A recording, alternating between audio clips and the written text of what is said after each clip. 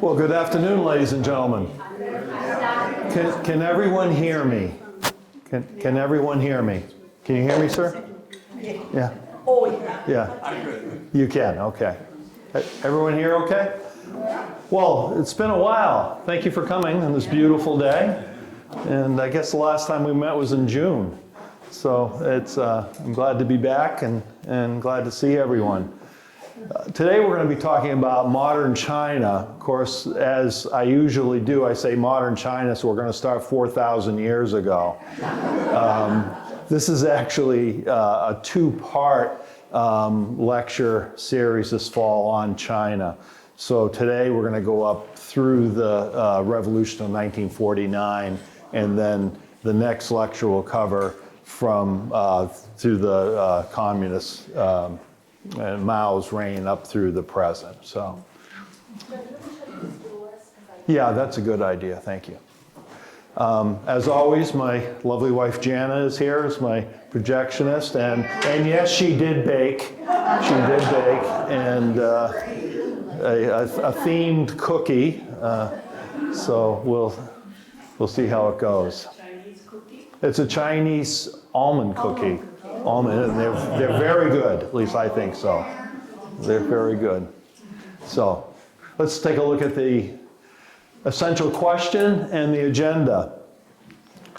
So the essential question today is what in China's long history could point to it becoming a communist nation in 1949? So as we go through the history, just sort of think in your mind, you know, we know China becomes a communist country in 1949. The question is why, okay?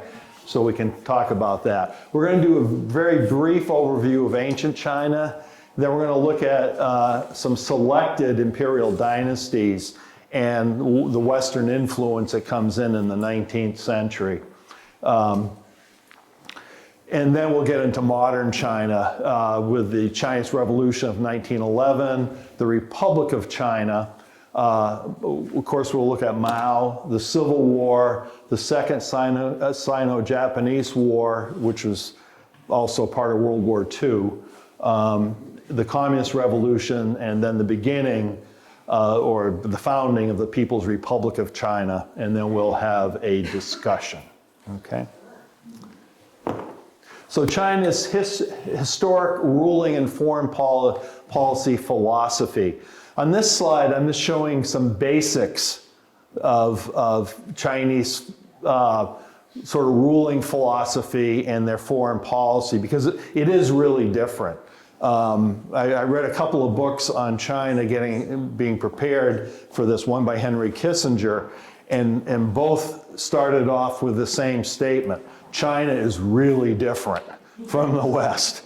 And so we have to really understand where they're coming from. So the mandate of heaven. Now this isn't really different, if you will, from divine right rule, which we saw in the European kings. But it's got a slight difference. So it's the belief that the emperor received power and legitimacy from the heavens. If the emperor didn't perform his duties well, if he didn't serve the people well, he could actually lose the mandate of heaven, which would be usually when he was either assassinated or the dynasty was overthrown by a new dynasty, and then the new emperor would receive the mandate of heaven. So that could shift. Now the Middle Kingdom is very, very important to understanding China. It's a Sinocentric, meaning China as the center of the political and cultural center of the world. And throughout their imperial times, and really not so much different today, they see themselves as the center where everything else is around, you know, sort of operates around outside of Chinese culture and influence. Tribute states were autonomous nations. Korea is a good example. Remember, we did Korea last spring, I think it was.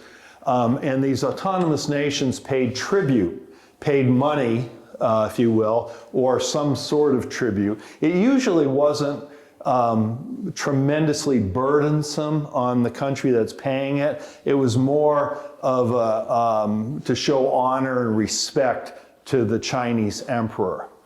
And those who didn't pay the tribute, the nations like in Western Europe and other places, they considered to be barbarians.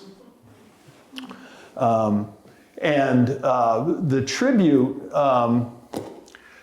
was viewed by China as trade. So even in the 19th century, when the Europeans basically forced trade on China, as they did in Japan, the Chinese emperor would look at it as trade as actually tribute.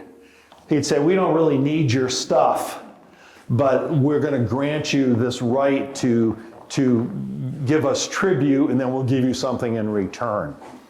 Not quid pro quo exactly, but okay, sorry. I've gone there already, all right. China believed that its culture was superior to all other nations and so did not need anything from the other nations, and this was important. And it also influenced their foreign policy, because China really, as we go through their history, they don't go out and conquer other places. They basically, there's an area that they consider to be China, and they will protect that for sure, but they don't. And if they do go outside the borders, they tend to go out and strike and then come back, like they did in Vietnam. The Wei Qi game is a traditional popular game where the goal is to surround your opponent to gain sort of influence over your opponent, as opposed to the Western popular game, which is chess. And of course, the object of chess is to defeat, to win, to capture the king, your opposing king. And so that's also a different way to look at their foreign policy. Kissinger points out that it's sort of the way they run their foreign policy is not different from this game. Okay, ancient China. And again, we're going back 4,000 years. So during its ancient history, China was not a unified state, which is not surprising. I actually wrote myself out a cheat sheet. And this young lady promised not to criticize me too much with my Chinese pronunciations. So different areas of China were ruled by, of course, different rulers. The Xia dynasty of 1270 to 1600 BC, before the Common Era, if you will, is the first dynasty to be mentioned in historic records. Some historians don't even really believe that it existed.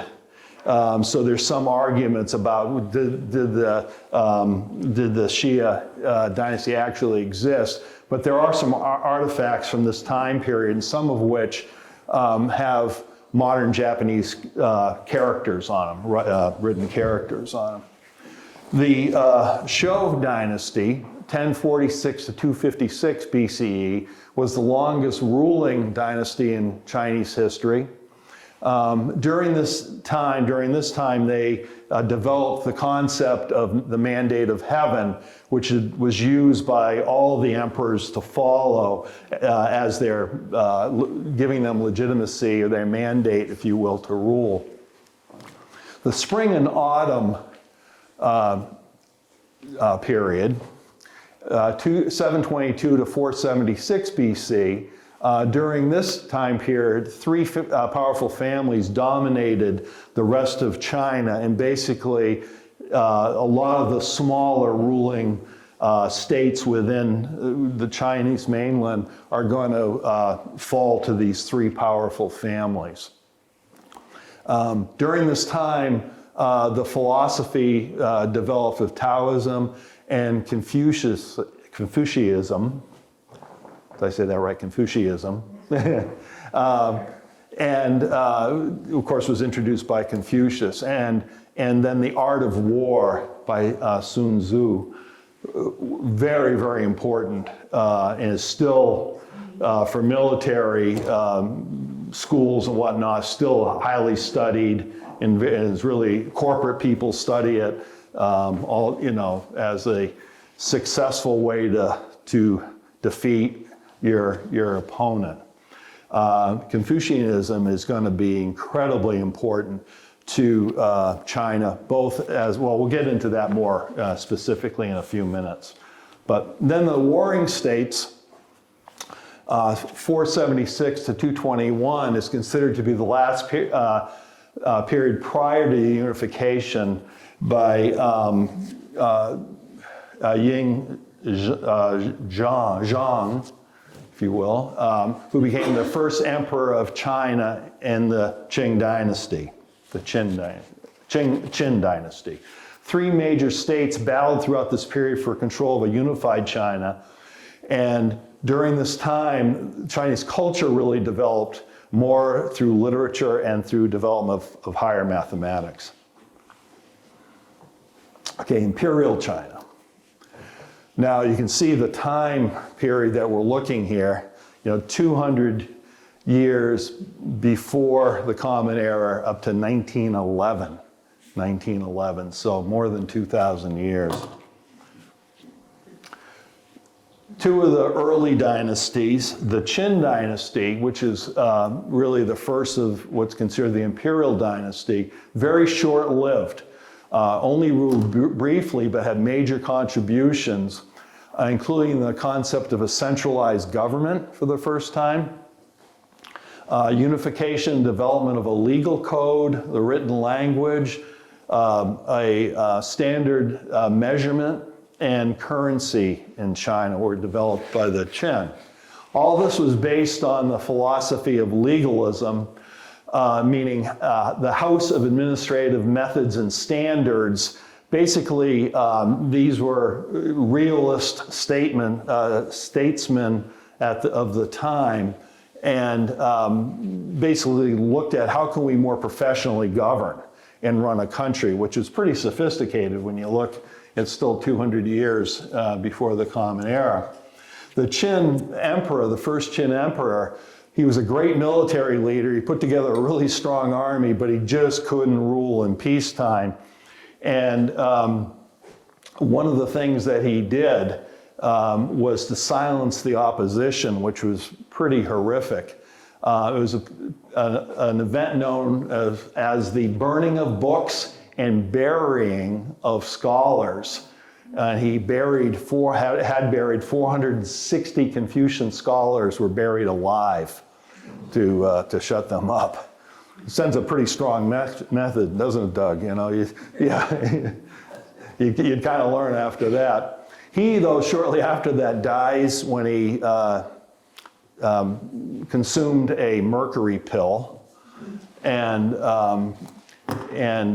so his dynasty is going to be overrun by the Han Dynasty. Now, when I taught AP World History, the Han Dynasty is actually compared quite often with the Roman Empire. They occurred at the same time. They had some similarities.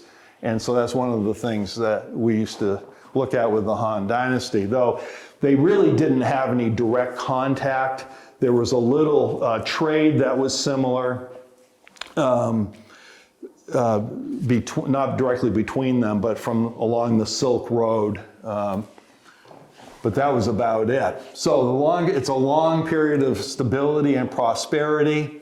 They developed bureaucratic systems, enabling the emperor to control vast territories. They used the merit system. If you remember when we looked at Napoleon had developed the merit system in France, especially with his military, where the person who is best suited, best capable gets the job, as opposed to someone who's just born into wealth or power. Imperial universities were developed and established to prepare students who were tested on their knowledge of Confucian ideals and cultural ideals. So the scholars who would become officials were actually went to college and studied their Confucian the ideas that Confucius put forward, and that would get you a good job. The higher you scored, the better job you get within the bureaucracy. So they were basically smart people they were hiring. By 140 BC, scholar officials were chosen by their knowledge, as I just said, and this is going to remain into the end of the 19th century, so it's used for a couple thousand years. Confucianism was elevated and shaped the future of Chinese civilization. And the Han, today, the largest ethnic group in China are called the Han people. Okay, so Confucius. Confucius lived 551 to 479 BC. He's a Chinese philosopher and politician. He's credited with writing the 5 classics, and his principles are gathered in a book called the Analytics, and this is what the student scholars would study before they took the exam. So Confucianism is a system of thought and behavior originating in ancient China, as we said. It's described as a tradition, a philosophy, a humanist or rationalistic religion, a way of governing, or a simple way of life. Okay, so it's sort of all-encompassing. It's kind of a religion, it's kind of a government philosophy, and sort of a personal philosophy as well. And the values include a search for personal and social perfection, emphasizing strong family loyalty, ancestor veneration, respect for elders. Woohoo! This crowd likes that. Yeah, I know, I like that. And the family as a basis for an ideal government. And Confucius said that a ruler should be devoted to his people and lead by spreading his own virtues to the people rather than imposing strict laws and rules. He should lead by example. Okay, was the best way for an emperor to lead.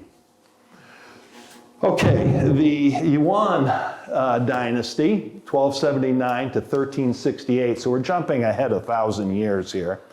And this was a Mongol-ruled dynasty, actually. In 1279, Kublai Khan, Genghis Khan's grandson, conquered the Qing Dynasty, creating the first foreign-led dynasty in China.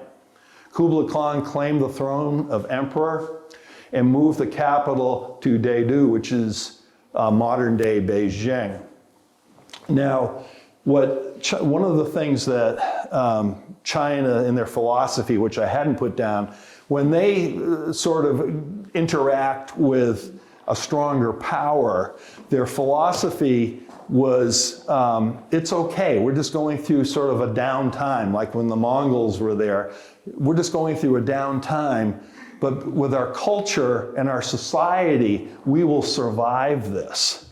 Okay, and what their strategy was was to be nice and friendly to their conquerors. There was a custom if someone, a very powerful, challenge came to China, the emperor would personally serve that person tea, okay, himself.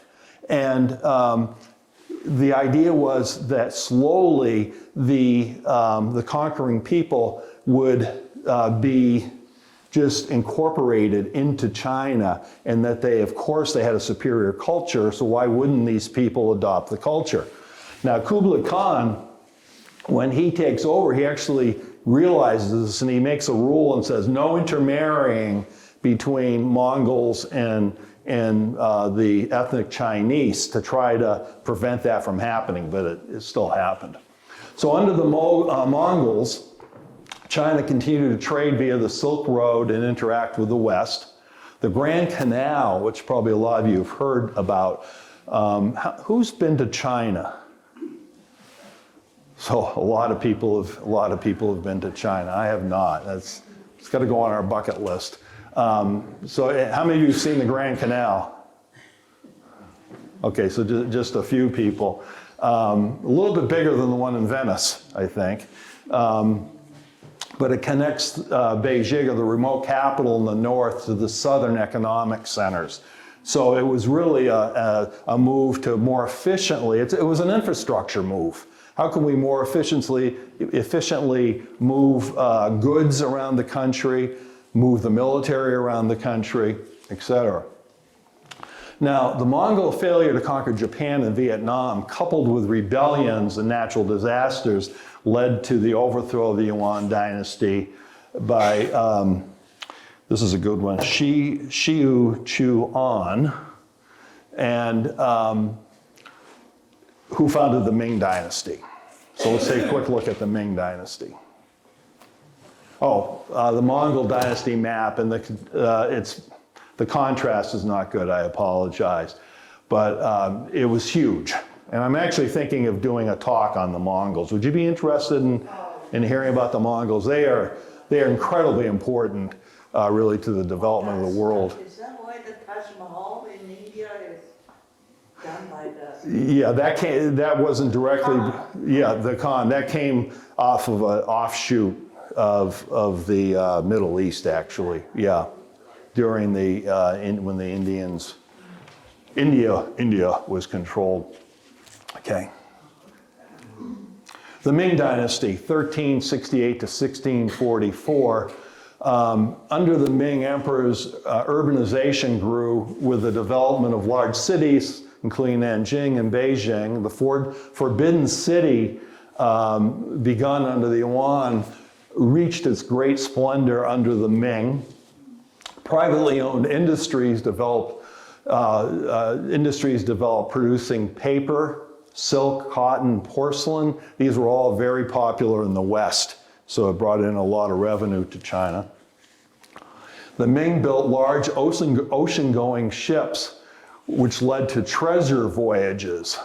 Now, these voyages were actually led by eunuch admirals. The eunuchs were, of course, men that had been castrated in their youth, actually became a very powerful clique, if you will, within the imperial power structure.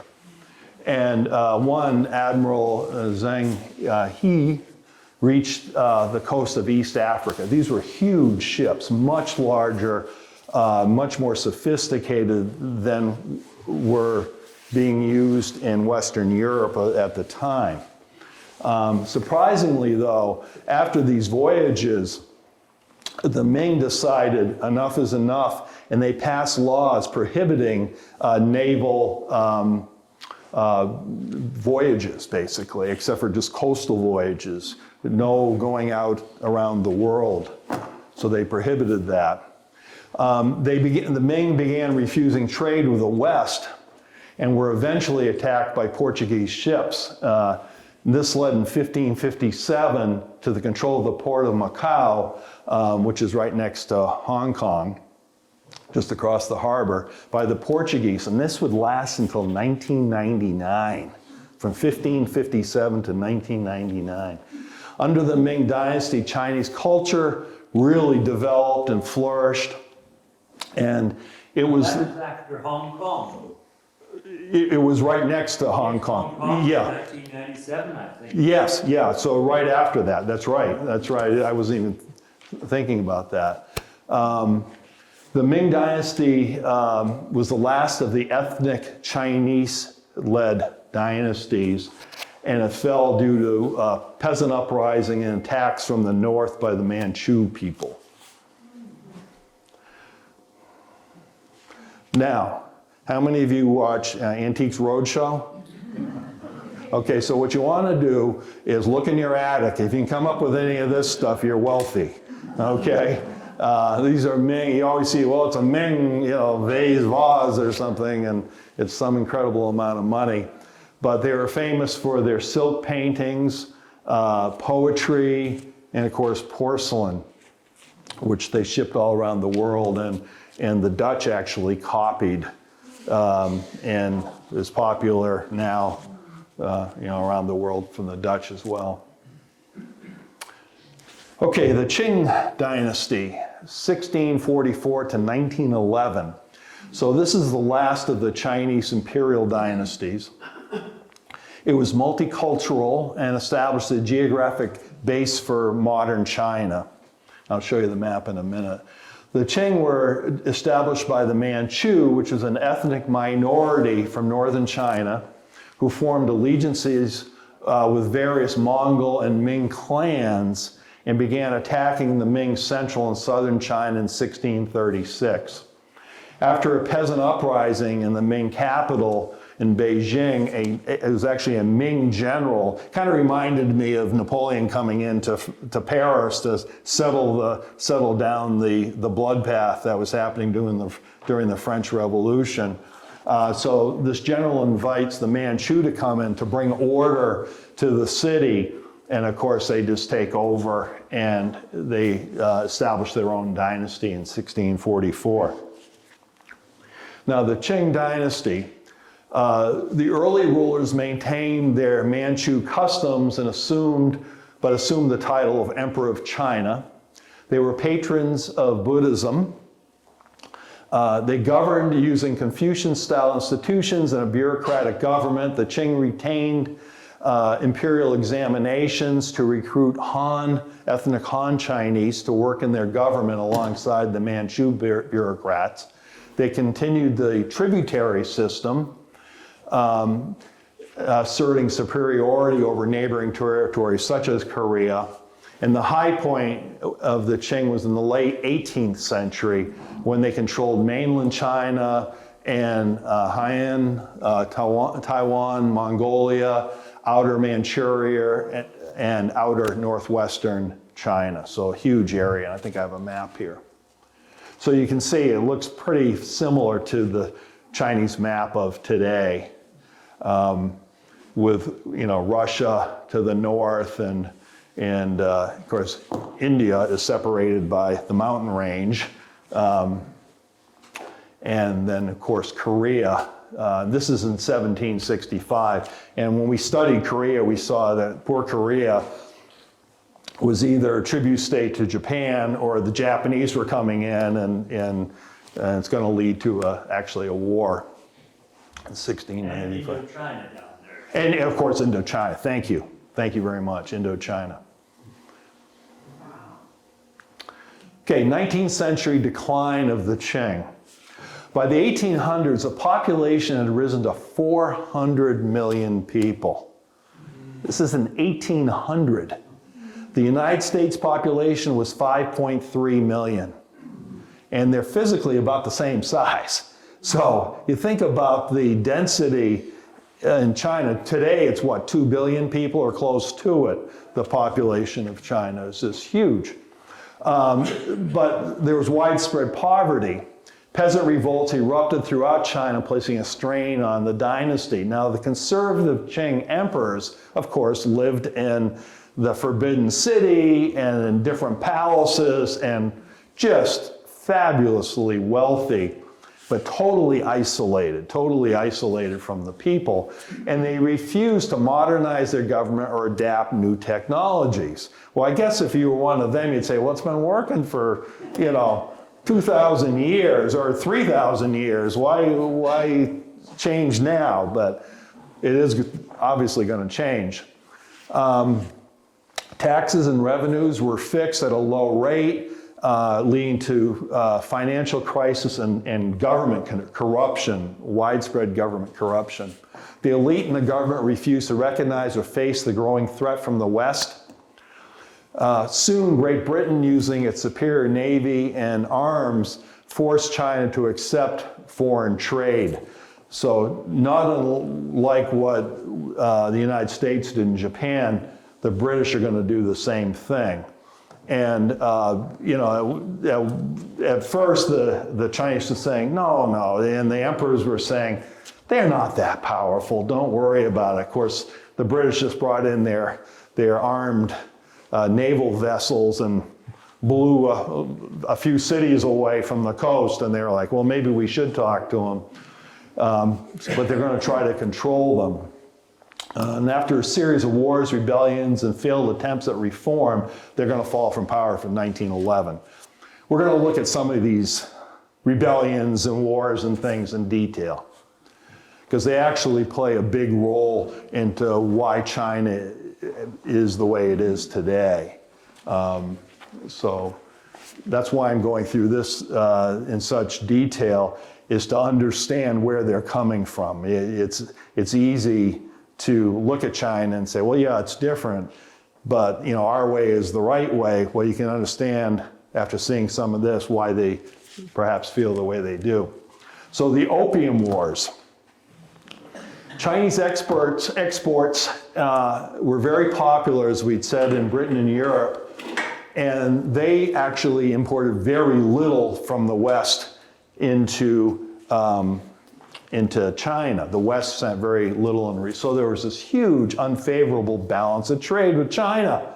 Do you believe that? So anyway, in the late 18th century, in an attempt to improve the balance of trade, the British East India Company started smuggling opium, which of course is an addictive drug, into China to fix the balance of trade. So the English say, well, let's become drug dealers. They already controlled India, right? And so they could get opium in India and then just go across the Indian Ocean to Asia and drop it off. So by 1833, they were importing 30,000 chests and 170 pounds each. So that's a lot of opium into China, and some 10 to 12 million Chinese were addicted to opium. The opium dealers ignored Queen Victoria's 1839 request to stop the trade, and the Qing Emperor ordered the seizure without compensation of 20,000 chests of opium in Canton. When the British Trade Commissioner in China, Charles Elliot, complained, the Chinese offered to compensate the British with tea. And he refused the tea, instead sent home word that we need the military here. We've got to basically become indemnified for our losses. So in fact, the military shows up, and on June 21st, 1840, using gunboat diplomacy, the British quickly defeated the Chinese forces. And of course, there were battles and things, but we're not going to get into specifics. But what comes out of it is important. And this, we're going to see the Qing Dynasty being weakened all along here. So the Treaty of Nanjing in 1842. So there were actually two opium wars. The first Opium War, they both resulted in what were called unequal treaties, where Great Britain dictated the terms. Okay, so it wasn't really much of a negotiation. The first war concluded with the Treaty of Nanjing, which included the following terms. China ceded Hong Kong to Great Britain. 5 treaty ports at Shanghai, Canton, Ningbo, Fuzhou, Xiamen were established. The treaty also demanded 21 million pound reparation payments to Great Britain. The next year, another treaty was forced on the Chinese, which included most favored nation status, which basically says that China had to grant Great Britain the same trade rights as their best trading partner around the world. So it's basically very open trade with Great Britain. Plus extraterritoriality rights. Extraterritoriality. It sounds like something that Mary Poppins should be singing. It should be dancing around. But what it means is, or what it meant was, that the British would be ruled under British law even when they were in China, okay?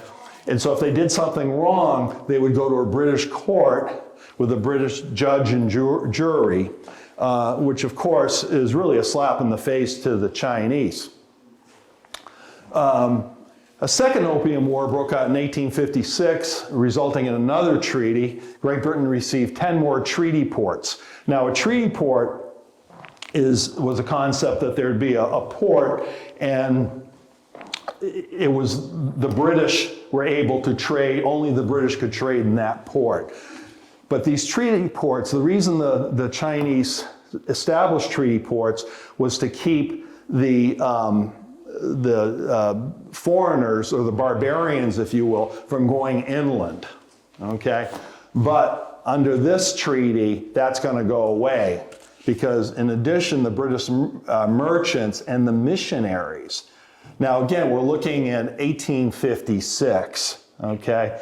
And very strong, this is early imperialism really, but very strong feeling that Christianity was the Christian thing to do, was to Christianize the people around the world. We saw in Africa, of course, and now we're seeing in Japan and China. The Opium Wars and resulting treaties humiliated the Chinese and greatly weakened the image of the emperor. Okay, Taiping Rebellion, the Civil War, worst civil war in history. 30 to 40 million people perished in this civil war that was, 14 years long. It began when secret societies formed to work against the Manchu Qing government, which was corrupt. In addition, Christianity was making a headway in China and seen as a threat to the Chinese culture. So this fellow Hong, who failed his civil service exam twice, went home and formed the Taiping Heavenly Kingdom and named himself as king. After reading a religious pamphlet, he supposedly, I don't know if it was a dream but the word came to him that he was actually the brother of Jesus Christ, okay? And sent by God to relieve the suffering of the people. Now, some of the, I went online and kind of looked at this. There's actually a lot of stuff about Hong, the Asian Jesus Christ. And it appears that some people still kind of follow along with that thought. So he said he was sent by God to relieve the suffering of the people. So he outlawed slavery, concubinage, which is, of course, having concubines or mistresses, arranged marriage, opium smoking, foot binding, judicial torture, and the worship of idols were all banned in his kingdom. He found support from the peasants who had suffered from several natural disasters. They were also being overtaxed, and their rents were going high by their landlords. And in 1853, the Taipings captured the city of Nanjing and made it the Taiping capital. Now, the Taiping people, or the movement, consider the Manchu to be devils. So first of all, when they went to Nanjing, they killed the men. They then took the women outside the city gates where they burned them alive, the Manchu women. The Taiping Rebellion, map of China, and you can see in the shaded areas where the Taiping basically made their greatest headway in the area that they controlled, which is a large population in China in that area. The fall of the Taiping. 1853, Hong withdrew himself from the leadership of the rebellion and went and lived in a palace, surrounding himself with beautiful women. So I don't know about the Jesus Christ connection here. He didn't get that far in the book, I guess, that he was reading. And he issued occasional religious tracts. So in 1860, the Taipings captured additional provinces, but were repulsed when they tried to take Shanghai in 1861. The Qing forces gradually regained control of the cities and provinces from the Taiping and capturing Nanjing in 1864, and the remaining leaders were captured and executed. Hong had actually died a couple of years earlier, so he was not captured by the Qing. The results beyond the huge loss of life, and these are important results for the decline of the Qing dynasty, is the power in China became more decentralized. So the strong central government, basically, the power went out to the provinces, okay, and that's going to be an important thing. And the Han, the ethnic Chinese, began having more elevated positions in the government. The use of regular troops were replaced by private armies led by warlords. And this, we're going to see this come up during the revolution, Chinese Revolution in 1911, and then actually to some extent later on in the Civil War. The Taiping influenced future revolutionaries, including Sun Yat-sen, and even the communists claimed that the uprising as a proto-communist movement. So both the nationalists who lead the revolution in 1911, who was led by Sun Yat-sen, and then later the communists both say, well, the Taipings were basically doing what we want to do, which is help the people. Due to the high death toll, a labor shortage developed, leading to higher wages for workers in the South. There was an influx of refugees into Shanghai, making it much more populated and more economically viable and important in China. And then the Qing Dynasty never really recovered, though they're going to go on for another 40 years or so. The self-strengthening movement in China. When the Zhongji emperor came to power in 1861, he's 5 years old, the Manchu officials rallied around him in what was called the Zhongji Restoration. The aim was to adopt Western military and technology in order to preserve Confucian values. So he said, okay, we're now going to reform and accept some Western ways to protect our culture, a Confucian culture. So they called this this process of Westernization the self-strengthening movement. It's going to go from 1861 to 1895. Prince Gong is soon to be replaced by the former emperor's lead concubine, and her name is Si Qi. She's the Dowager Empress of China. And she's basically going to control China from 1861 to 1908 when she dies. They're going to be emperors, but they're young. One is her son and one's a nephew, actually. And but she will control them. The ruling elite still believe that the conservative worldview of China's central position in the world, but believe that they must modernize to protect China from the West. The reforms are going to include building shipyards and arsenals, hiring foreign engineers, workers to train Chinese artisans to manufacture Western technologies and arms in China. The self-strengtheners were really only concerned with military and economic reforms, not social or political reforms. And of course, that's going to not help the Qing survive for much longer. And it's got three phases. We're going to look at those quickly. So phase one was 1861 to 1872, and emphasized Western firearms, machine tools, scientific knowledge, and training of technical and diplomatic personnel through the establishment of a diplomatic college. So they set up a diplomatic college. In 1862, they set up a language school to teach English, French, Russian, and German, and added astronomy and mathematics to the curriculum in 1867. two new positions were created, and these were called the superintendents of trade.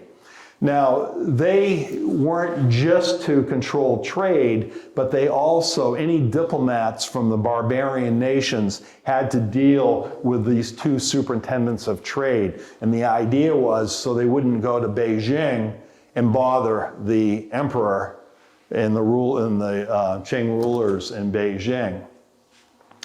And another important reform, of course, is military organization. Okay. The second phase, now there was a massacre of Christian missionaries in 1870, which strained relations between China and the West. So there's going to be a second phase, 1872, 1885, which is going to concentrate on commerce, industry, and agriculture. Commerce, industry, and agriculture. Attention being given to the wealth beyond land ownership to strengthen the country. So just like, feudal Japan or feudal Europe, the wealth was based on land ownership. Most of the wealth traditionally had been, and they're there. Well, no, what we're going to do here is we're going to get into more sophisticated economic activities and try to bring some wealth into the country. So they build shipping, railways, mining, and communications. They began sending students overseas for Western educations and military training. Okay, so students are going to start to come to the West. Now, the United States military academies at West Point and Annapolis both refused to take Chinese students. Do you remember the talk on immigration? 1885 was the Chinese Exclusion Act, okay, which was actually the first immigration law in the United States, passed in the United States. But this, of course, is going to play into this. So the Chinese said, okay, you won't accept our students, and they paid for 30 students to go to British and French naval academies. China also bought thousands of dollars of weapons from Germany to deter the Russians who were threatening China and northern provinces. So Bismarck, if you remember in Germany, the strong military, what's that big German company that builds all the weapons systems? Krupp, the arms of Krupp. So they were glad to sell weapons to the Chinese. Okay, next. Phase 3, 1885 to 95. Efforts were made to actually reduce control of the government interfering with business and commerce to further strengthen the military. So in 1888, international commerce was added to the bureaucratic imperial exams. So it wasn't just on Confucius, it was also now on knowledge of commerce. The textile industry was expanded and gold and mining was developed in China. 1894, 1895, though, was the first Sino-Japanese War, Chinese-Japanese War, which was fought over the control of the Korean Peninsula. And China hired German military specialists to help expand and train its army. Failure of the self-strengthening movement. The loss of the Japanese in the war, along with the loss of Korea as a tributary state, was a great humiliation to the Qing government, and it ended meaningful reforms. The Dowager Empress Cixi, who had first supported reforms, withdrew her support and becomes more conservative. Historians point to the Opium Wars, the 19th century rebellions, the Taiping Rebellion, as major causes for the weakening of the Qing. Also, two sources of conflict within the court, within the imperial court, also hurt the success of the self-strengthening movement. The first faction, if you will, was a struggle between conservative and progressive or pragmatic factions within the court. So some of the courtiers said, no, we've got, it's good the way it is. Why fix what isn't broken? Of course, it was broken. And then the progressives were like, no, we've got to westernize, we've got to modernize, or we're going to lose out. The other thing that was a big problem going against the self-strengthening movement was the decentralization. And so if you think about in the United States, which we hear all the time still, which is states' rights, right? States' rights versus the federal government's control of things. And of course, the Civil War, our Civil War was partly fought over that. The regional interests are going to be difficult to overcome by the central government to bring in change. So that's going to cause problems. Yep. So the Dowager Qi on the left, as I said, effectively ruled China until her death in 1908. Her son, the Emperor Wanzhou Emperor, ruled into he was her nephew. The Zhangji Emperor was actually her son. This is her nephew. After 1898, she actually put him under house arrest. So he was forced to live in his palace in the Forbidden Kingdom, but he couldn't do anything. And then they both die actually in 1908. And then Puyi, the Last Emperor. Who saw the movie The Last Emperor? It was probably 25 years ago or something. It's a great movie, but it's about this guy, Puyi. Was born in 1906 and becomes emperor in 1908.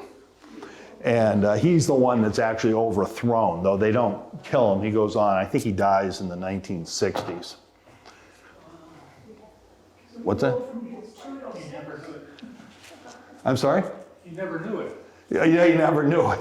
He didn't know what was going on. Yeah, no, he never knew. And he actually, the movie, The Last Emperor, shows he actually lived a pretty awful life. Yeah, go into the next slide and then I'll. Okay, the Boxer Rebellion. We're going to stop when it says modern China on slide 31 or 33, 31, okay. The Boxer Rebellion. A lot of people have heard of that. It's an anti-imperialist, anti-foreign, anti-Christian Chinese, it's a nationalist movement, okay? Again, nationalism plays a big role here. It's initiated by a secret society called the Militia United in Righteousness, who the Western powers called the Boxers, because a lot of them practice martial arts. And so the Westerners saw martial arts and said, oh, that's just another form of boxing, so they're the Boxers. Tensions had been fueled by drought conditions and by the Western powers' attempts to colonize China, and they were establishing spheres of influence of economic control in China, plus the Christian evangelism. So in 1898, the Boxers attacked a Christian community yelling, "Save the Qing, destroy the foreigners." And this movement or this rebellion spreads out, gaining other people. In fact, even Qi followed or supported them. And eventually they get to Beijing and they surround a foreign enclave or the legation, the foreign legation in Beijing. The 8-power response. Okay, so yes, Judy. It was a movie. A movie, yeah. There's actually movies about a lot of this stuff, yeah. It was just on the Boxer Rebellion. Just on the Boxer Rebellion. So the American, Austro-Hungarian, British, French, German, Italian, Japanese, and Russian forces were sent to lift the siege. About 20,000 troops total. The Empress Dowager declared war on the foreign powers, but they pretty quickly fight their way inland to Beijing and defeat the imperial forces and relieve the legation in 1901. Now they issue what's known as the Boxer Protocol, which was basically another unequal treaty, if you will, calling for a huge indemnity to be paid to the 8 nations over 39 years. This indemnity was larger than the total revenue of the Chinese imperial dynasty. So it was actually more money than what they took in revenue, so there was no way they were going to be able to pay it. And included a provision for foreign troops to be stationed in Beijing. The foreign troops occupied surrounding areas, killing and executing suspected boxers and committing other atrocities. And the German, French, Russian, and Japanese troops were said to be the harshest to the people. Yes, Judy? I think the Americans were the only ones who did not do it with the money. Oh, yes, They yeah. didn't do it. I think they set up a scholarship. or something Okay, like that. all right. So they were the only ones. That's good to hear. Long-term consequences. After the Western powers left, Japan became the dominant player in China. So this has weakened China so much that the Japanese are really going to move in. We saw some of this, or a lot of it actually, in Korea, but we had talked a little bit of the impact on China as well. Russia invaded Manchuria in 1900. This is Russia invading Manchuria, using the rebellion as an excuse only to lose it after they lost the Russo-Japanese War. So they move in, they fight the Russo-Japanese War in 1905, which was mainly a naval battle. The Japanese come out and just destroy the Russian Navy, which actually led to the Russian Revolution of 1905, the early one that didn't depose of the Tsar, but almost did. Really weakened Russia. Well, of course, Teddy Roosevelt holds a peace treaty in Portsmouth, New Hampshire, and forces Russia to give up Manchuria. And Teddy Roosevelt gets the Nobel Peace Prize for that. Now, in 1899, I wanted to put this in because it was actually a pretty smart move. The Secretary of State, John J. Hay, sent out what he called the open door policy. And he was calling for free trade in China. Free trade, not the treaty port. So he's saying all nations should be able to trade fairly and equally in China. Now, why did he do that? Well, the United States had not been involved in imperialism really until 1898 when we took the Philippines in the Spanish-American War. So we're way behind. So he wants to do trade. So what he did is he sent a note to each of the foreign ministers of the European countries and said in the note, all the other countries have agreed to the open door policy except for you. Okay, so they all agreed to it. But the policy is actually going to be undermined because of Russia and Japan's expansion policies. The Boxer Rebellion, again, calling for free trade with China between the United States and China. Okay, the Boxer Rebellion and its aftermath greatly weakened the Qing Dynasty, and the death of Qi and the emperor in 1908, the dynasty is going to fall to the nationalists, creating the Republic of China in 1912. The open door policy cartoon, okay? So Uncle Sam and each of the emperors or people from the other countries are holding scissors. I think the Japanese emperor is sharpening his scissors in the background. And he's saying, no, we're not going to divide up China, we're going to share it equally. And we're going to take a break. So now we're going to get to modern China, okay, finally. And as I said, we're going to go up to 1949 and then do the rest of modern China next time. So, the Chinese Revolution of 1911. After failed attempts to reform and modernize China, the Qing leaders and the death of Si Qi, which I just mentioned, the dynasty fell when the 6-year-old emperor, Puyi, was forced to abdicate in 1912.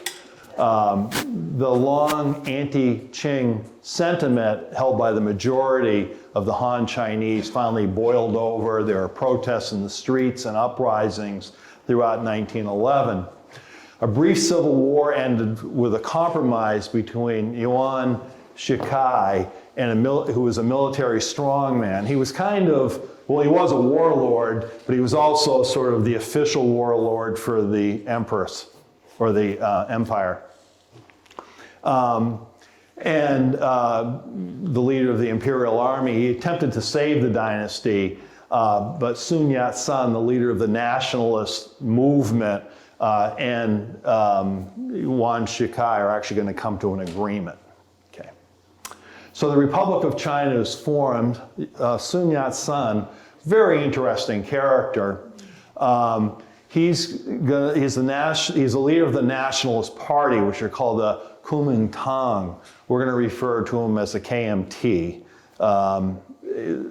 And he's referred to as the father of the nation, interestingly enough, by both the Chinese living in Taiwan, the former nationalists living in Taiwan, and the communist Chinese living in mainland China. He's revered by both, basically, which is very unusual.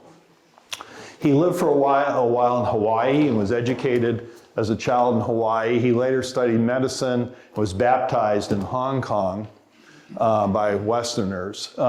He led the revolution, resulted in the downfall, as I said, of the Qing Dynasty, but he wasn't a military leader. And so he's not strong enough to basically have a successful revolution. It's one thing to overthrow a 6-year-old boy. It's another thing to then lead a country. So he makes a deal with Yuan Shikai, soon becomes the president for a very short time, just between January and March of 1912, and then he resigns in favor of Yuan. Soon, though, was able to establish or create the National Assembly of the Republic of China, which was a bicameral, a two-house legislature with the Senate, which was the upper chamber, and the House, which is the lower chamber. Sound familiar? And they actually had a successful election for the delegates to the two chambers in 1912, 1913, and the KMT, the Kuomintang Party, won the majority of seats in both houses. On the left is seated as Sun Yat-sen with Chiang Kai-shek, who is a nationalist and, of course, is going to play a big part throughout the first half of the 20th century. He's the military leader for Sun Yat-sen, and Yuan Shikai, who is the military strongman.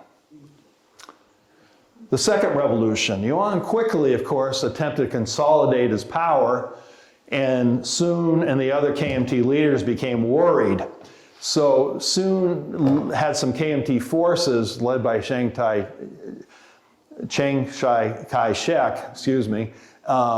and they attacked Yuan's army. Yuan's army was 80,000 men, and they were quickly defeated. So Sun goes off to Japan in exile. 1915, Yuan proclaims himself emperor of the Empire of China, which lasts for 88 days. Okay, there was an uprising of the people. We just went through a revolution. We don't want another emperor. So they rise up and they say, we're not going to accept you. So he steps down, but he actually dies in 1916 from I guess a urinary tract infection at the age of 56. This is going to lead, when he dies, the warlords are going to become very powerful militarily in China. They're not going to be so much political leaders after this, but we'll see more from the warlords in a bit. The KMT joined forces with the communists. So Sun, who was the nationalist, returned to China to try to lead a Chinese reunification. And he says, to do this, we're going to have a military government. It's going to be short-lived. He goes, I'm going to be the commander of it. He was very upfront in saying, we're going to have a military government, and we're going to put together a strong military and go north and defeat these warlords. But he said, to do this, we need to become stronger militarily. So he joins forces with the Communist Party of China, the CPC, and signed an agreement with the Soviet Union. Now, this is in the early 1920s. This led to the support from the Comintern. If you remember our Russian history, the Comintern stands for the Communist International. And the Russian Soviets were very much into international revolution and trying to expand communism throughout the world. The Chinese are not. We're going to see in our next talk, the Chinese actually align themselves unofficially with the United States because they're afraid of Russia. Okay. So I just wanted to ask. Yes, ma'am. How did communism start in China? Was it because of the Russians and the expansion of communism, or? Well, there were some people, we're going to get into it a little bit here, but just the basic background is a good question. The question was, how did communism get started in Russia? People read in China, I mean, people read the Communist Manifesto. For one, they started to look at it, and as the communist forces and the Bolsheviks come to power in Russia, they go, no, we could maybe do that too. The people, remember, are in terrible, terrible straits, the common people. So the Comintern, and Lenin is actually going to call Sun a great man. In return for the help from the communists, Sun accepted communists into the leadership of the Kuomintang in 1923. So they're actually combined for a while. With the help of the communists, Sun formed the National Recovery Army, or the NRA of all things, right? With Chiang Kai-shek as its commander.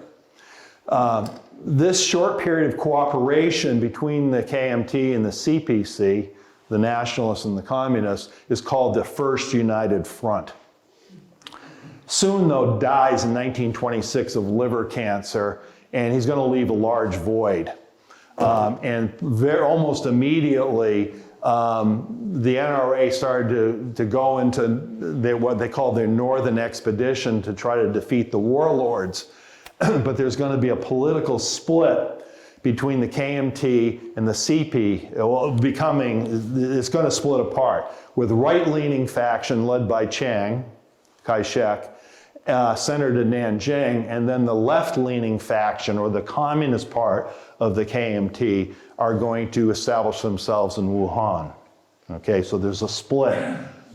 This is after 1926. The Civil War, 1927 to 1949. It's fought between the Kuomintang and the communists. It can be divided into 3 phases. We're going to look at each phase, but the first phase is 27 to 37, and the alliance that they had held, that First United Front, fell apart, which we just said, and the Civil War will develop, and really the nationalists, or the KMT, are going to have the upper hand through most of that, this time period. The second time period is 37 to 45, which is the United Front. They come back together, and they join forces to fight against Japan's invasion in what's called the Second Sino-Japanese War in 37. Of course, then it becomes World War II as we know it. And 45 to 49 is the Communist Revolution, where the communists are going to win. The Civil War ended with 2 Chinas, right? Taiwan and mainland China. And we're going to look at that specifically. One, of course, is the People's Republic of China, the PRC on the mainland, and then the Republic of China on Taiwan. And this relationship is really interesting, and we're going to look at that in detail next time. Yeah. Okay, when I was at Pratt, I knew somebody who was, she was going to school there. She was from Taiwan, and she really hated the Chinese. She said they got rid of the damn Japanese, and all of a sudden they come in and take the country over. What, the Chinese? Yeah. They had like a 1 year where they got rid of them. Yeah. And she said she wasn't gonna go back. Right, well, 2 million are gonna come in Got 1949. rid of one and then the other one. Yeah, She okay. just stayed here, she didn't go back. Yeah. Okay, the Civil War begins, so we're going to look at this specifically. This is in 27. So the alliance was short-lived, as I just said, and the KMT will take control of the Chinese government. Now remember, Sun, who was the unifier, dies in 26.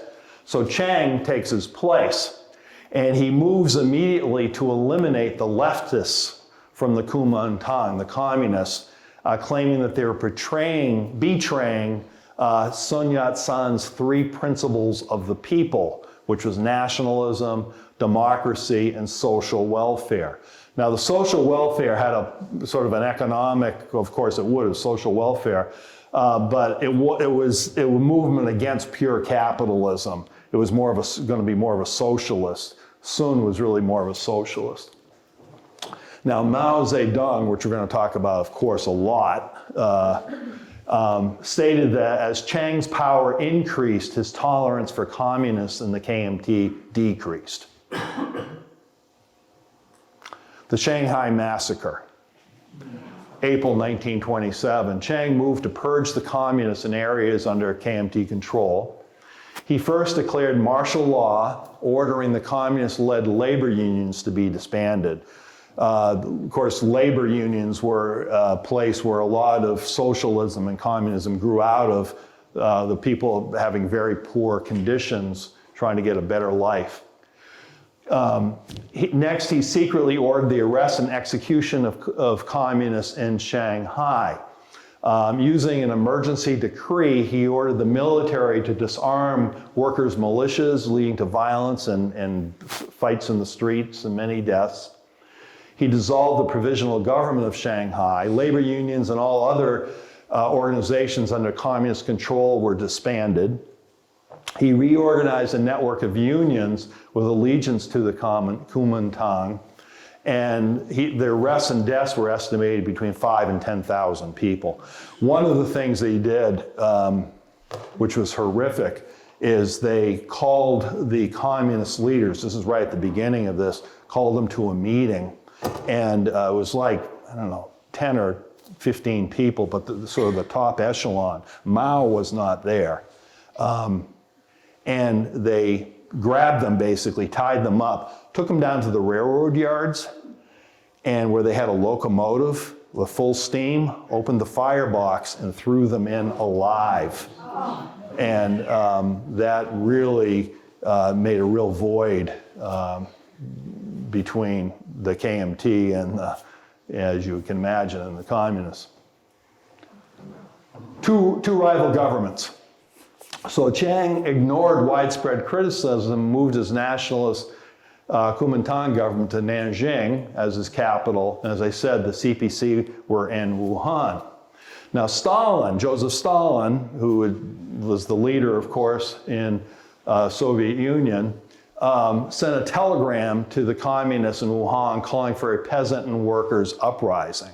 Now, interestingly enough, the communists in Wuhan said no. They said, well, we don't want to have a violent revolution here. We're not really going to do that. But they are soon attacked by the Kuomintang. A nationalist general came in with large forces and forced them out, and they went out into the countryside. And the KMT over the next 20 days arrested and executed more than 10,000 communists in Wuhan. So this is a bloodbath. There were beheadings, mostly beheadings. Two rival government, oh, we already did that. Mao Zedong. So we got to talk about Mao a little bit, and you've all heard of Mao. Interesting guy. He's a nationalist. He's an anti-imperialist. He's not at first a communist. But he will, of course, become a communist, and he's going to become the leader of the People's Republic of China. He's born 1893. He's the son of a wealthy peasant, which I know sounds like an oxymoron, but it's not. You know, there were some peasants that owned their own land. His early education included the typical Chinese classics of Confucian based education, which he didn't like. As a teenager, he followed Sun Yat-sen's Republican movement and supported the overthrow of the last emperor. In 1912, he begins reading a socialist newspaper and picks up other socialist pamphlets and becomes interested, though he's not yet convinced. He's not a leftist yet. He's sort of curious as to their thoughts. He goes to several training schools. So you think of them almost as like junior colleges or something, and tries some different trades, which he doesn't like any of them. So he decides he wants to become a teacher. And so he goes to a normal school to be trained as a teacher, and there he's going to meet some radical pro-revolutionaries in the normal school. He will actually become a teacher. He actually becomes a principal at one point. In 1917, he publishes his first article in the nationalist publication New Youth, calling for young Chinese to increase their physical strength and to fight for a revolution. So Mao in 1925, just before the Civil War, in 1930, and it's interesting, there's a can on the table that says coffee in English, and then Mao in 1937, which would be right about when the Japanese invade.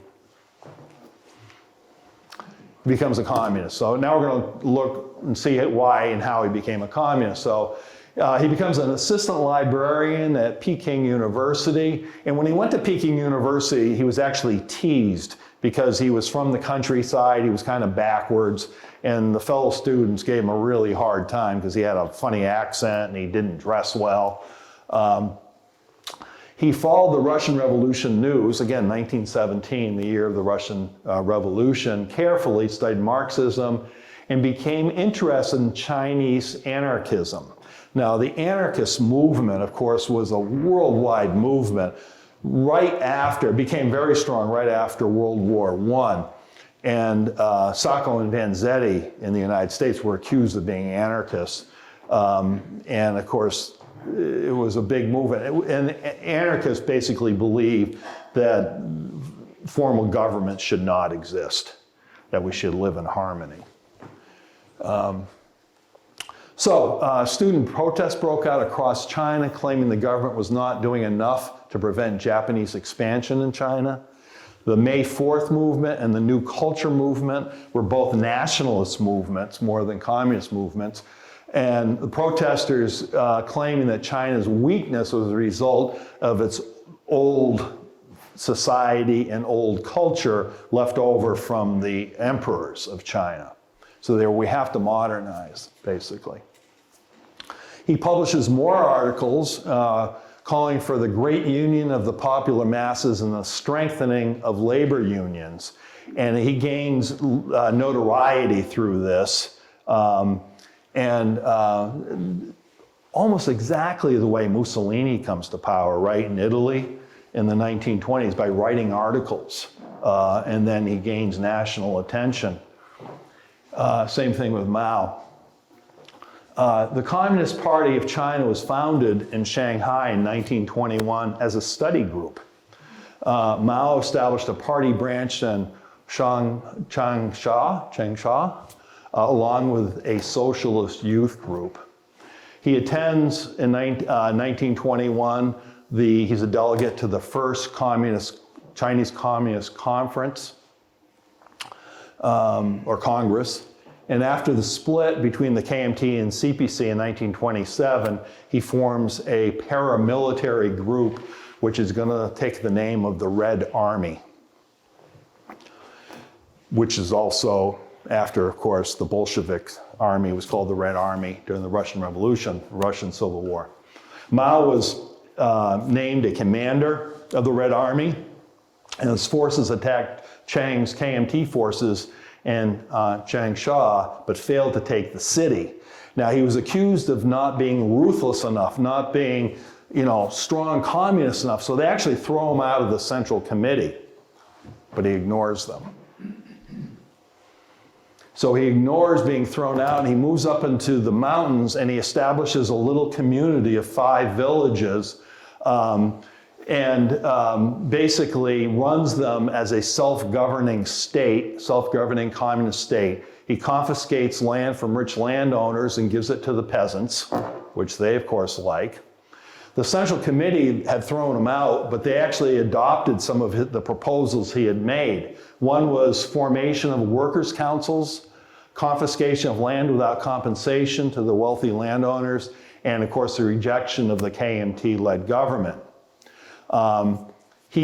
He continues to expand his power, probably because he's out with the peasants and up in the mountains, more in the north, because a pro-Soviet faction of the Chinese Communist Party comes to power in China, in the Chinese Communist Party. They're not Soviets coming and taking over. They're Chinese who are Soviet-leaning, if you will.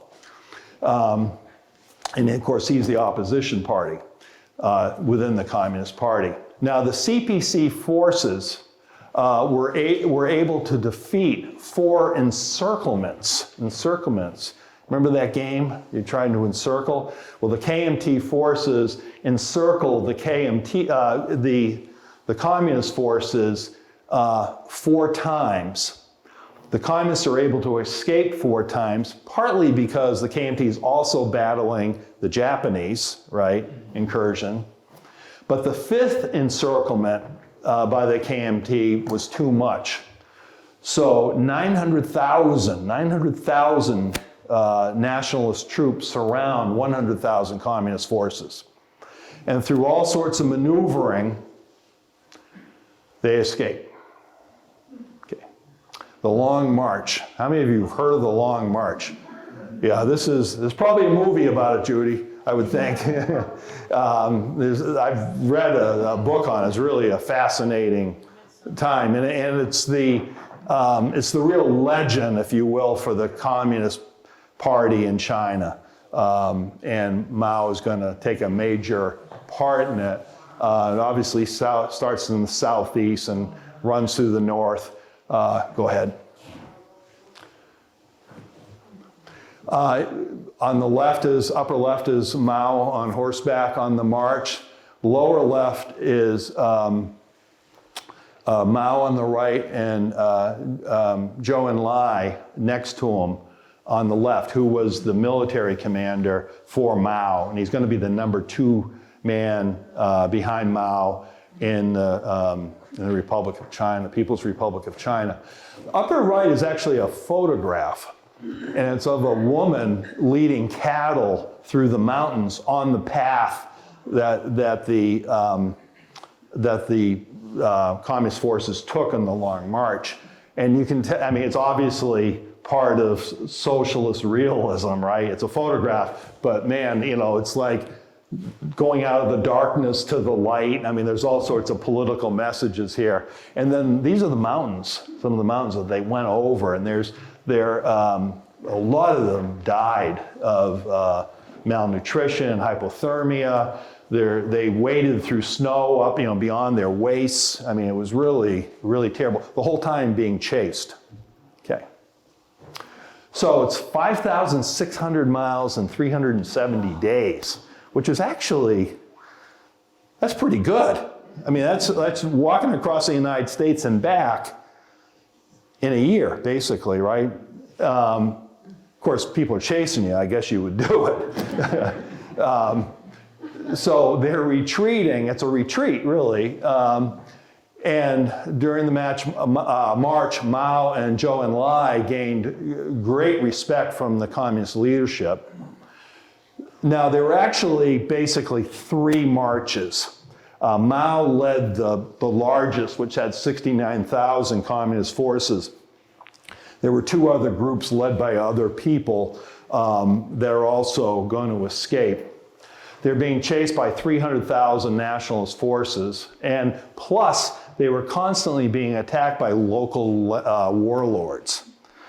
Because what they were doing, what Mao would do, is he would go and he would confiscate food from wealthy landlords and warlords, but not the peasants.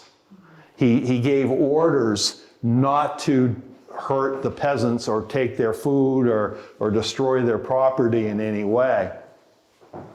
Only about 8,000 communist troops are going to make it to the end of the march, and when he met up with the other forces.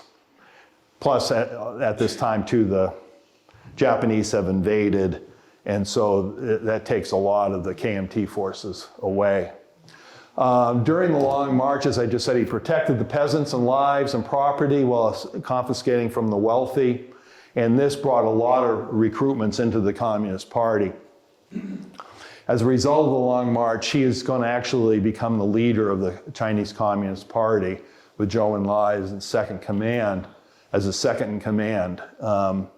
And the people that were in the Long March went on to hold the top positions in the People's Republic. It was kind of like the Bolsheviks until Stalin killed them all. And just as a little foreshadowing, Mao is going to make them all go through, he doesn't kill them, but re-education during the Cultural Revolution. And what we hear about next time. Okay, the Japanese invasion, the Second Sino-Japanese War. I am going to try to go up on stage here hopefully, without setting off the feedback. So the Japanese had already controlled Manchuria, or they call it Manchukuo. And then in 1937, they're going to attack down into eastern China and southern China. These areas, if you can see them, probably better over here, with red stripes going through, are actually, and they're all through here, are actually the communist forces. Okay, this is important when we talk about the war and World War II. I'll explain why, and why it's actually going to help lead to China becoming a communist nation.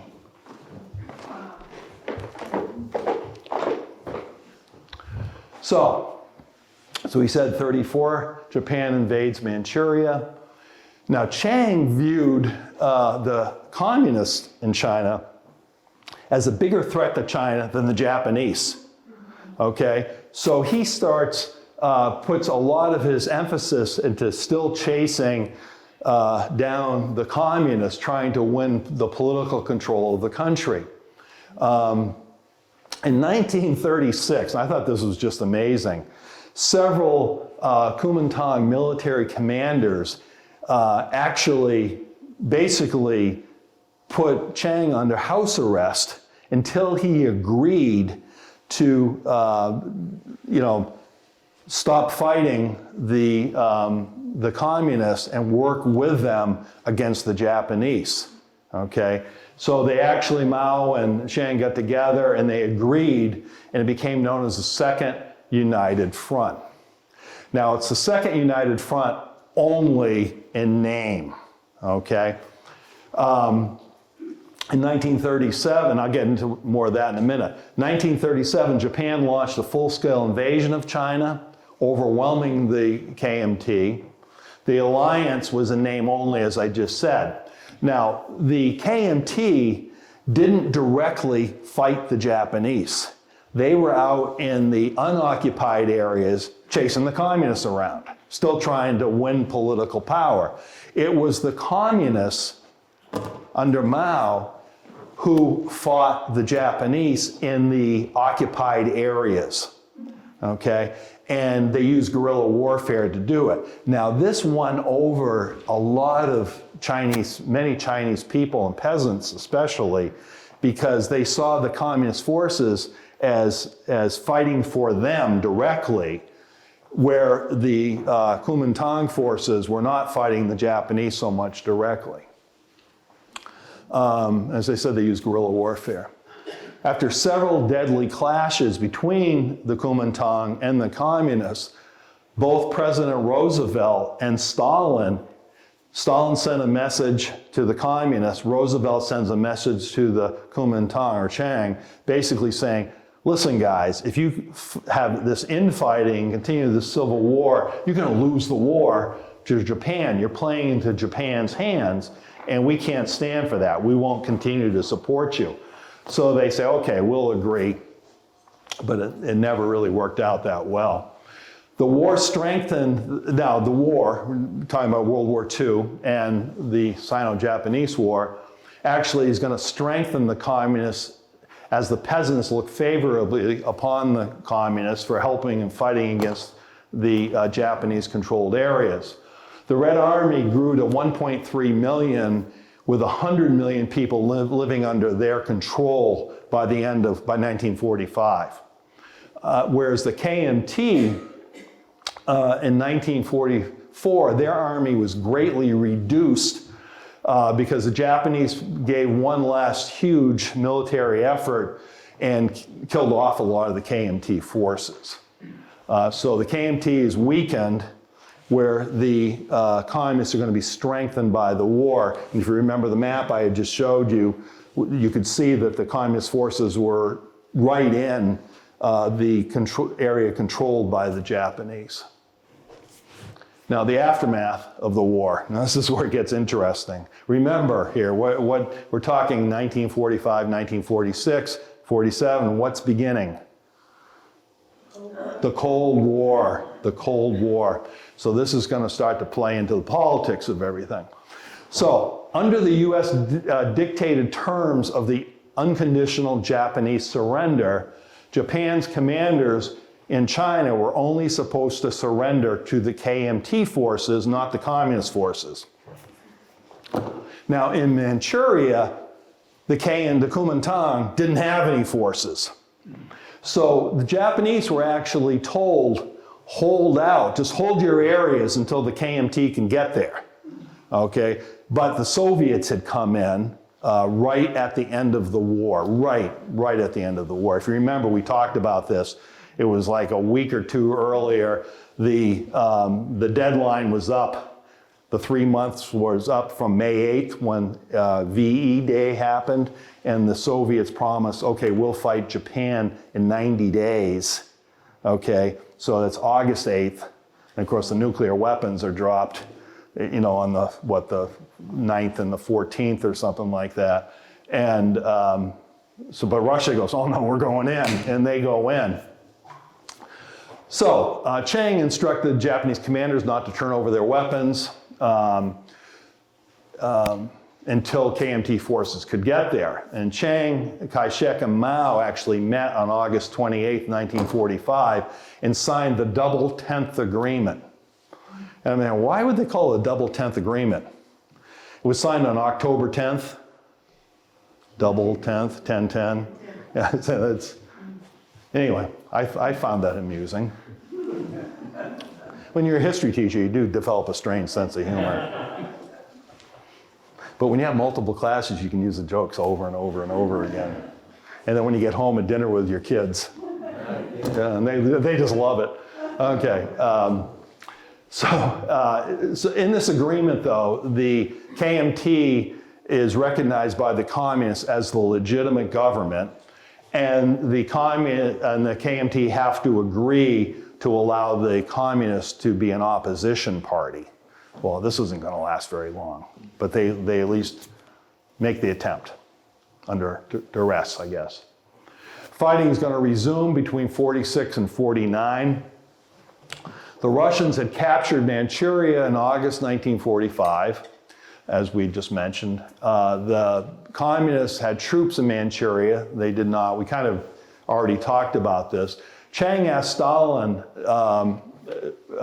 not to leave Manchuria, not to withdraw his Russian troops until the KMT could come in, and Stalin actually refused. And Stalin told his commanders to give the Japanese weapons that they'd taken from the Japanese army and give them to the communists. Now, the interesting thing is the communists didn't know how to use the weapons. They were much more advanced, but we'll talk about that in just a minute. The Russians also took $2 billion worth of industrial equipment, machine tools and things like that, whole factories, out of northern China back to Russia with them. The United States responded by airlifting KMT forces, nationalist forces, into key cities throughout Manchuria, and then a full-scale civil war is going to break out in 1946. Okay, the Communist Revolution, which is what they call the 46 to 49 period. So, Soviet commander turned over not only the weapons, but the Soviet-held positions to the communists. The Red Army, which was renamed the People's Liberation Army, or the PLA, had 3.4 million fighters, including a 2 million man militia. They controlled 25% of China's territory and a third of its population, which would have been, over 150 million people. They benefited from large numbers of Kuomintang troops actually defecting from the Kuomintang and coming over to the communists. And it worked out really well because the Kuomintang troops had much better weapons and they knew how to use the Japanese weapons that had been given to the communists, so now they could use these advanced weapon systems.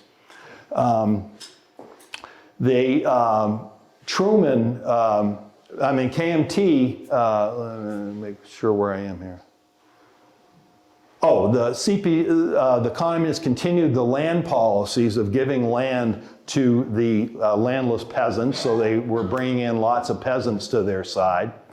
The nationalists were supported by the industrialists, the business leaders in China, as you can imagine, and also by the United States gave $4 billion in aid, $4 billion in aid to the nationalist forces, plus 50,000 American troops were sent to Shandong province in sort of northeastern China to protect that where ports were. The KMT used harsh conscription methods and hoarded supplies in preparation for the war, and that brought hardship onto the residents in cities such as Shanghai, okay? So the people of Shanghai started to really not be pleased because there were shortages, plus their men were being conscripted into the army just after they'd finished, the Second Sino-Japanese War. The first major battle was in July 1946, and when Chiang sent 1.6 million men against the PLA in the north. The Communist Party and the PLA, knowing their weaknesses, didn't directly confront as much as possible. They would try not to have direct, confrontations against the nationalists because they knew they just weren't strong enough. But over time, the communists are gaining strength and the nationalists are losing strength, mainly because of the support of the people, or lack of support of the people. PLA victories. 1948, What does PLA stand for? People's Liberation Army. Oh, Yeah, just think Red Army, okay? The communists, okay. okay? You're sure? The Kuomintang's best division was called army was called the New First Army, and they'd surrendered to the PLA in late 1948, which was a big shock to the Kuomintang. Also, what they gave up or left behind or were captured by the communists were tanks and artillery, which made them, of course, even stronger. Early 1949, the People's Liberation Army won several battles against the Kuomintang and gained control of eastern and central China. The PLA had wiped out 144 regular and 29 irregular KMT divisions. And a division is a large number of people. Ignoring Stalin's request for a negotiated end of the war, so Stalin tried to say, okay, we got to stop this civil war, let's have a negotiated end. The communists crossed the Yangtze River on April 21st and captured Nanjing, which was the Kuomintang capital, on April 23rd. The Kuomintang government was forced to retreat first to Canton and then Chongqing, and then Chengdu, and before retreating to the island of Taiwan on December 10th. So it's about 6 months after they take Nanjing, the nationalist forces actually move down to southern China, and they're slowly being mopped up to whereas in December, they're going to evacuate to Taiwan. So 2 Chinas. On October 1st, 1949, Mao Zedong proclaims the founding of the People's Republic of China with its capital at Beijing. Chiang Kai-shek and approximately 2 million nationalist soldiers retreated from the mainland to Taiwan. In 1949, also the same year, Chiang proclaimed Taipei the temporary capital of China, and of the Republic of China, and continued to assert that his government was the sole legitimate authority in China. Both the United Nations and the Western nations agreed with him. So when the United Nations is formed, it's actually Taiwan that represents China in the United Nations for quite a while. Okay. Yeah. Okay. So, our discussion. Whew. There was a lot there, right? Thank heavens you don't have to take the quiz. But even more important, I don't have to correct it. Okay, so we can just have a general discussion, but just to start off, what in China's long history could point to becoming a communist nation in 1949? Why has it turned to communism as opposed to developing into either a constitutional monarchy slash democracy like they have in England, or a straight up parliamentarian system like they developed in democracy in Germany and France, or a democracy like we have, a federal democracy? Yes? In the modern era, communism is the same as dictatorship. Now that has not been true some time back, but China was used to having a dictator. And so this naturally fell into that pattern. That's a really strong point, right? It was a strong man. And they had, for 4,000 years, they were ruled by an emperor who had very, very strict rules. So that's a really good point. They weren't used to a democracy. Okay. What else? Yes. The majority of Chinese people were poor, and they bought communistic idea versus rich industrial few. Okay, so the point she makes, which I think is a really good one as well, is that majority of the people were poor, were peasants. And so to them, people coming in giving them land, right, which was huge. I mean, that was huge. That would be certainly a life change advantage, very much open to communism, very much open to working together, to socialism. Yes? It bordered Russia. Okay, it borders Russia, and go ahead, finish that. Well, and that they already had connections with the Russians, with Stalin and the people, Mao, and all those people had connections. Okay, so they not only border them, but the Soviet Union had just gone communist, right, in 1917. And in 1949, seems, well, that's pretty far, but it actually isn't a lot of time, right? It really is, 22 years or something like that. Yes? Chiang Kai-shek didn't represent the people, according to the people. Oh, good point. Chiang Kai-shek didn't represent the people, according to the people. Yeah, very strong point. Judy? They were very corrupt. Yes. Kai-shek and that whole bunch. Yeah, Chiang and the Kuomintang tended to take from the people as opposed to giving. Remember this thing that stood when she was in the White House? She insisted on silk sheets. It was just the idea that she had to have everybody else on cotton sheets in the White House. but she had to have silk sheets. Silk sheets, okay. That's So the you- whole concept. yeah, wealth, yeah. I'm confused about something.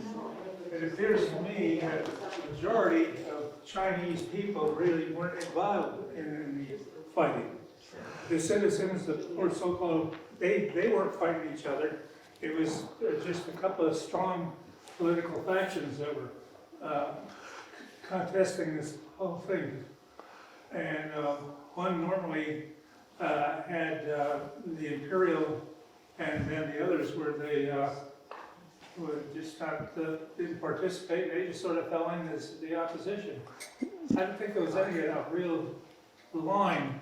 I think it was a series of accidents that fell into place, is what I'm saying. Okay, so his point, which again is I think really well made, is that there didn't seem to be like an overall plan. There was a series of events that happened. Either side. Either side. Most of the Chinese people weren't actually involved politically in the fighting.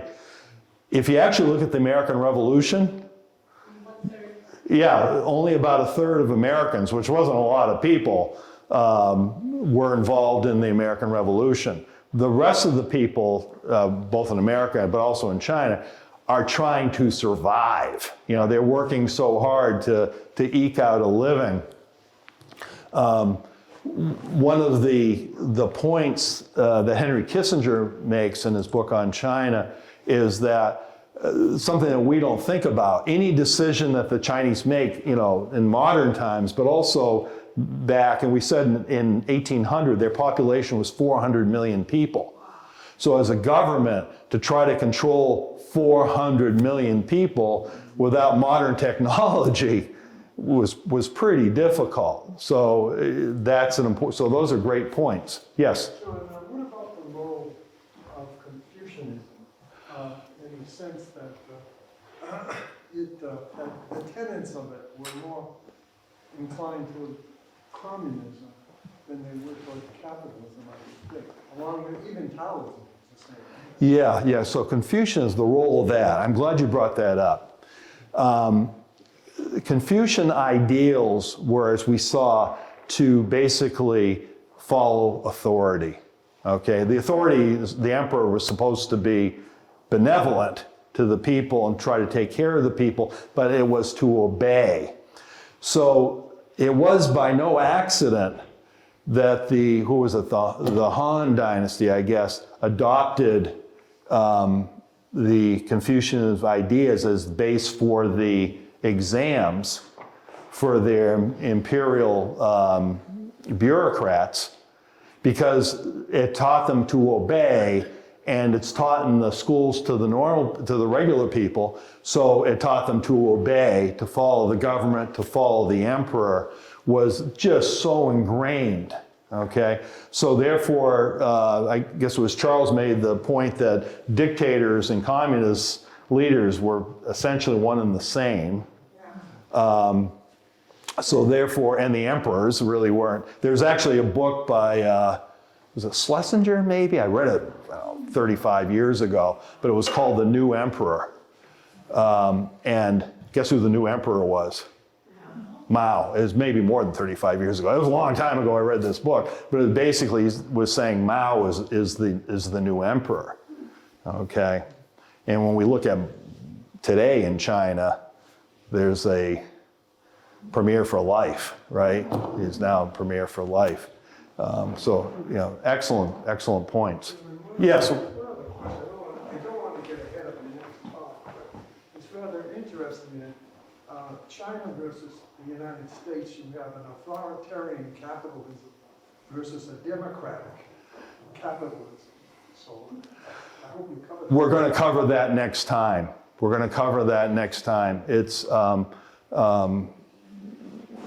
Today it is a capitalist country, but it's an authoritarian capitalism, as you just said. So it's transitioned into that. We'll look at how that happens and why that happens. That's an excellent comment. It was actually your idea, right? You wrote that down last year, China, and that's why. So we thank you. Any other questions or comments? Millions of people are wiped out like that. You know, just so many people died. So many people died, I know. People died if you're the wrong person. Yeah, it's just, Nothing new. yeah, just awful. Just absolutely awful. You think of, and they're people. That's one thing. I do a lot of genealogy work, and you look at your family and you realize, your grandparents, great, all the way down the line were people, and the hardships that these people went My through. grandfather, they got married in 1901. In Poland, he wanted to leave it that day. Yeah. Being Jewish, little garbage. Yeah. Doesn't change. Yep, people trying to get a better life, and that's how you look at the immigration today. Well, we've gone past our time. I want to thank you so much.